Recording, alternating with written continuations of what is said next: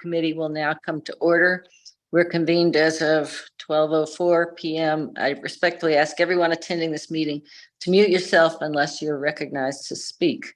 I'll now call the roll. First, Vice Chair Catlin. Here. Second, Vice Chair Davidson. Here. Second, Secretary Sloan. Here.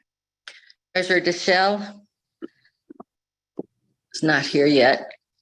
And Chair Geisinger, I am here. Other directors in attendance, I see Director Rusha. That's the only one that I see at this point. And Director Staff? Tisdale. Director Tisdale. Oh, it's Director Tisdale there. Thank you. Like I say, I'm on my phone. It's a little trickier than usual. And staff, I know that GM CEO Johnson and our attorney Melanie Snyder and Taishrei Parrish, Jillian Knapp Rhodes, Brandy Hunter. I don't know if is there anybody else attending that I can't see. Michael Davies. Oh, Michael's there. Thanks, Michael. Okay, great. I'd like to open public comment to anyone who'd like to address the committee regarding any topic listed in the published meeting agenda for the current and immediately preceding month. If you wish to speak and have not already done so, please either raise your virtual hand or press *9 on your phone. Ms. Parrish, are there any hands raised or any indication of people wanting to speak? No, there's no hands and there were no emails either. Okay, great. With no participants in the queue, we will close public comment period at this time. Next item on the agenda is the May board meeting agenda review. Before I ask for a motion to approve the May board meeting, I'd like to note that I asked the board office to poll the directors to see if we could push the board meeting back a week to the last week in May. It would be May 31st, which is the Wednesday, but since it's following a holiday. Several directors and including the general manager and myself have conflicts next week. So the 31st seemed like a better option. Is there a motion? Well, let me ask this, Taishrei, you've heard from 13, I think, of the directors. Were there only 2 that you haven't heard from? I've heard from 12. I haven't heard from 3. I think Director Davidson is in, so does that make it 13? Yes, that makes it 13. Okay. So is there a motion to move the May board agenda to the May board meeting to May 31st? So moved. Second? Second. Okay. Anybody opposed? All right. That motion carries. We will move the May board meeting to 5:30 p.m. on May 31st. Is there a motion to move the May board agenda to the board meeting on May 31st? So moved. Director Davidson. Director Davidson, second. Second, Sloan. Okay, and Director Sloan, thank you. Is there any discussion of the May board meeting agenda?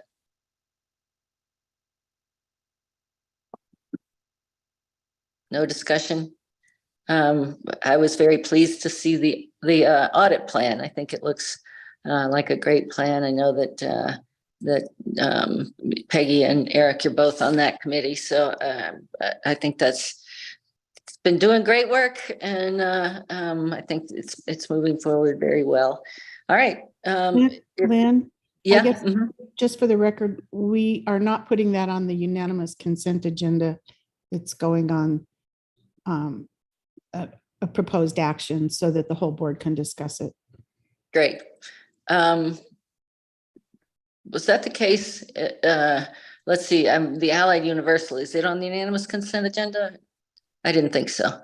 Yeah, I think probably best to leave those off, for a discussion. So thank you. Are there any no votes on the motion to approve the agenda?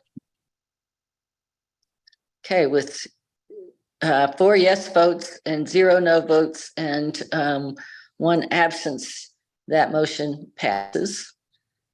We're now to the discussion item portion of the agenda. There's one item for today, the monthly government relations report. I think that is you, Michael Davies. Yes, hello, Chair and members of the committee. Michael Davies, Government Relations Officer. Just have a brief monthly government relations report for you.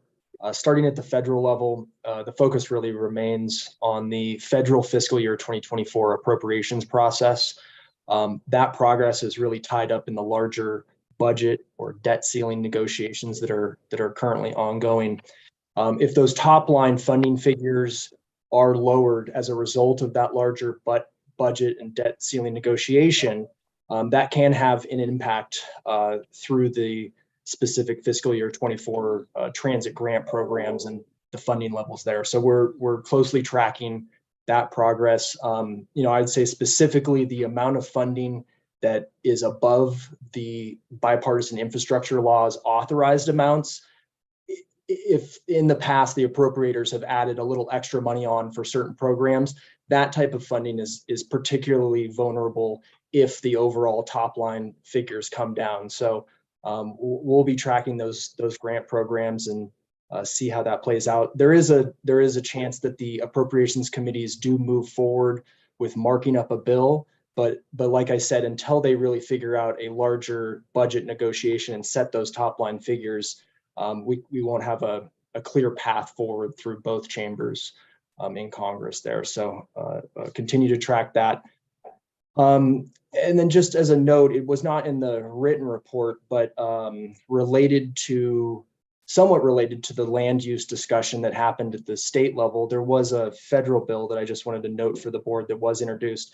This was introduced from Representative Robert Garcia, who I know our general manager is familiar with, as he's the former mayor of Long Beach, California.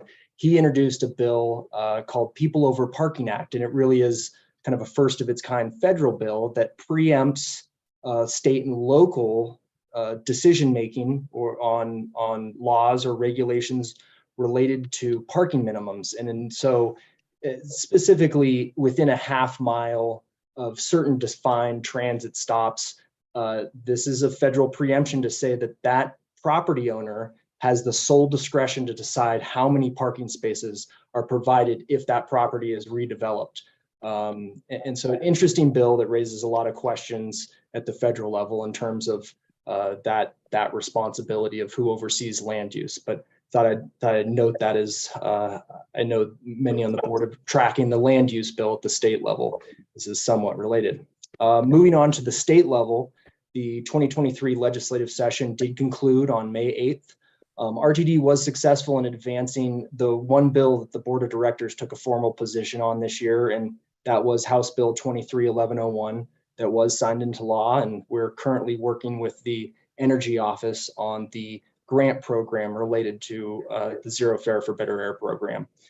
Otherwise, at the state level, no other major legislation related to transportation or transit was passed this year. As I mentioned, the land use bill was a big focus for folks in the General Assembly and the governor.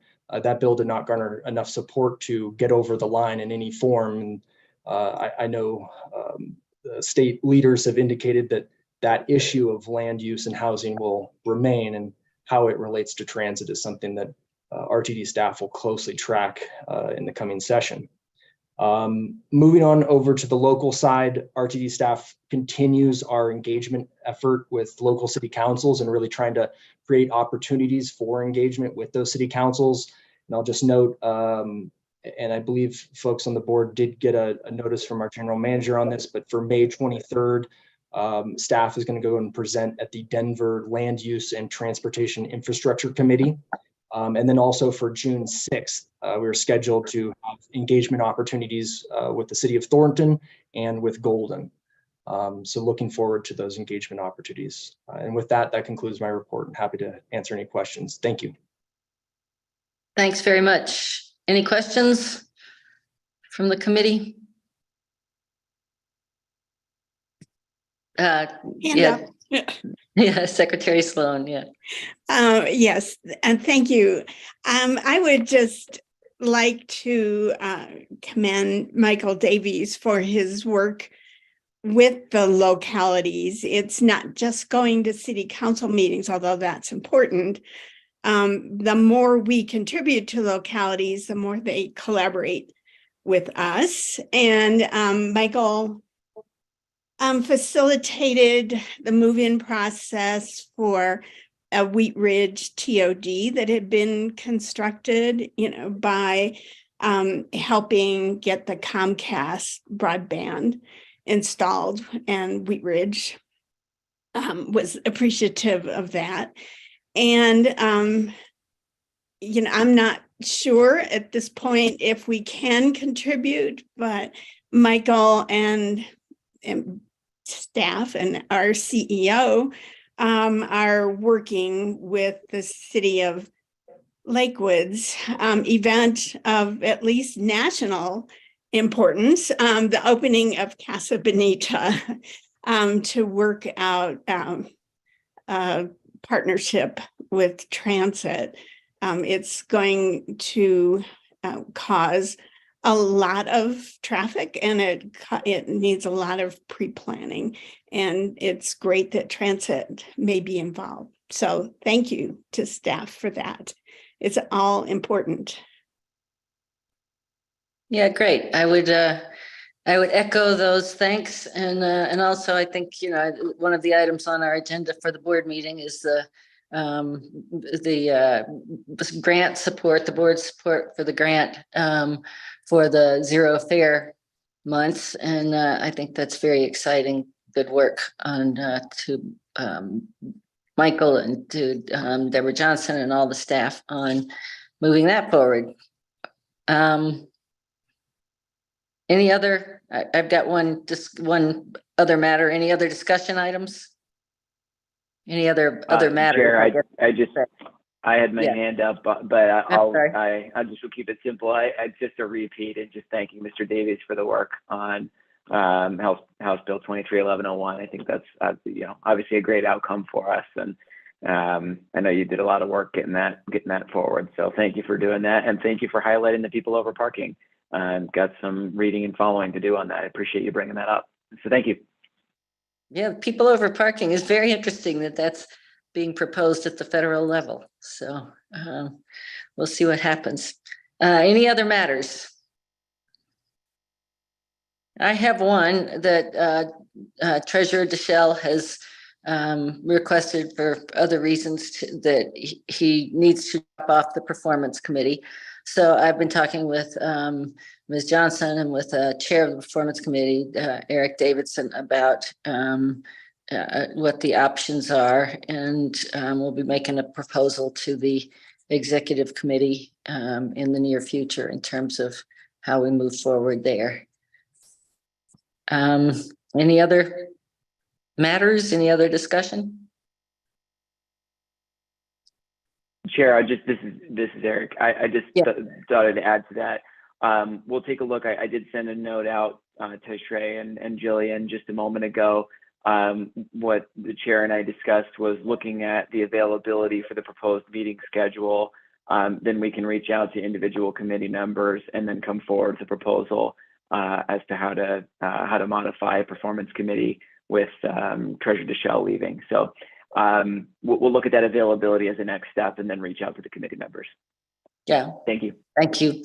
Director Davidson and I had a long talk this morning, a good conversation about making sure we have attendance and have our meetings scheduled so that, and we appreciate the help of the board office so that we have everybody there, and we're moving forward on setting the compensation philosophy and looking at how we get the most effective feedback to our GM CEO and the team in a timely manner.